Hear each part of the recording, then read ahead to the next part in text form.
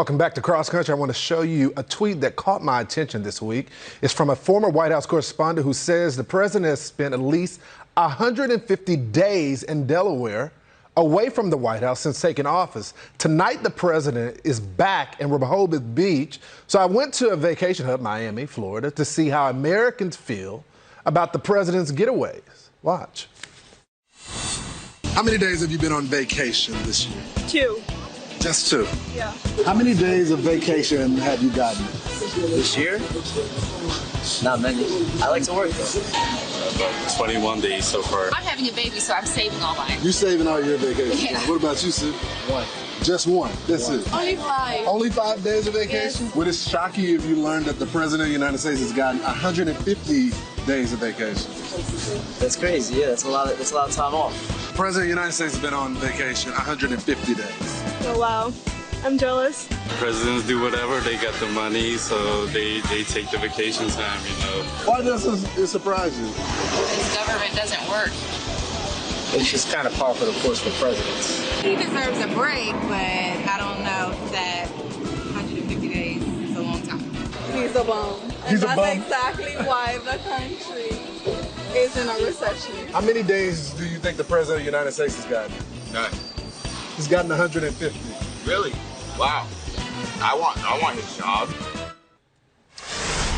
Here now, radio host Tony Katz and former Biden surrogate Kevin Wallen. Gentlemen, thank y'all so much for joining me on this breaking news edition.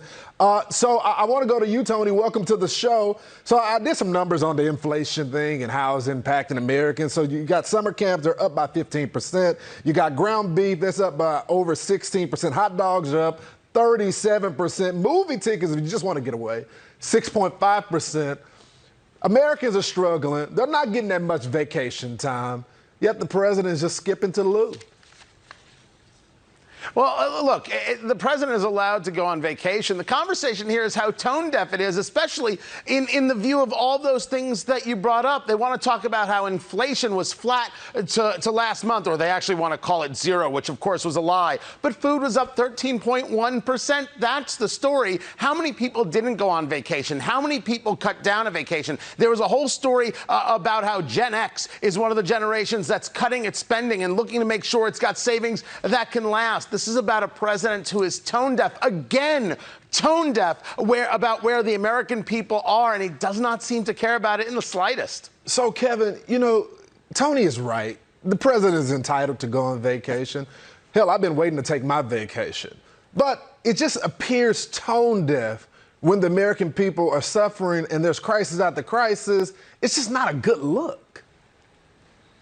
Well, listen, Lawrence, optics are everything. And of those 150 days, the vast majority of them are spent at his home in Wilmington. This is something he did as vice president. He would take the train back, or he'd take the plane back and go back to his home, where he would go to his parish at, his Catholic church back on Sundays, and then come back to Washington on Sunday nights or Mondays. So this is a whole lot of hot air about, the president going back home on the weekends. I'd much rather compare what he's doing legislatively and the action that he's getting in terms of accomplishments here in Washington with the Congress passing all these bills, regardless of whether he's taken some time away. I think we should compare actions, not just words or the perception that he's on vacation. Well, 70% of Americans feel like, Go ahead, Tony. The idea that he's at home is part of the issue. It's like Secretary Buttigieg not doing anything about supply chain because he's on paternity leave. It's about where are you to do the job the American people asked for, and a lot of people see it as absent. And the things that they're seeing, like the Inflation Reduction Act, they just see that as a lie.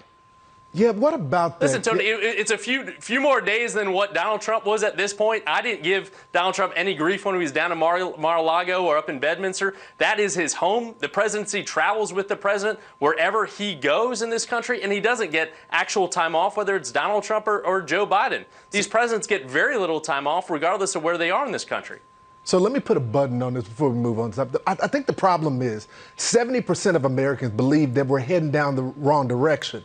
Donald Trump, even at the height of the pandemic, when he was running for re-election, even though they disagree with his tone, 56% of Americans thought that we were better off And I think that becomes the problem. The American people will have grace with you. They believe that these men and women are humans, but when they're suffering, they want the president and the commander-in-chief to feel that pain. I want to move on to this poll right here because I thought it was just interesting about people that would room with people that opposed them, the presidential candidate that they voted for. So when it breaks down to Democrats and Republicans, that's the thing that really got me right there. Democrats said 35% of them said that it's not likely that they would room with someone. And then 18% of Republicans said that that wouldn't be the case. Tony, does that surprise you?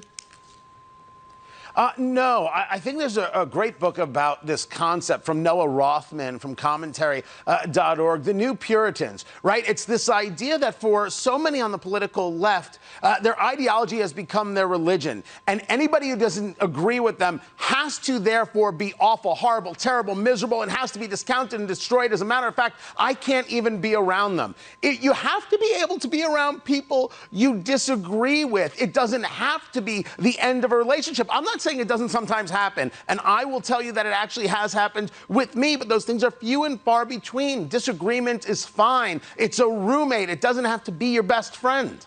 Final word, Kevin. Listen, Lawrence, I'm in a bipartisan relationship. I can't speak more highly about it. So I encourage everyone to tear down those silos, date someone from the other party. It is a great thing. You know, as my mom always said, I just care if they're pretty, even if they're crazy. So I'm not doing so well myself. And mine is, so we'll take it. Thank y'all so much, gentlemen. Is this now dating advice for Lawrence? What's going on? It's dating on cross country, brother. That's how we do it on Saturdays night. As promised, Dog the Bounty Hunter.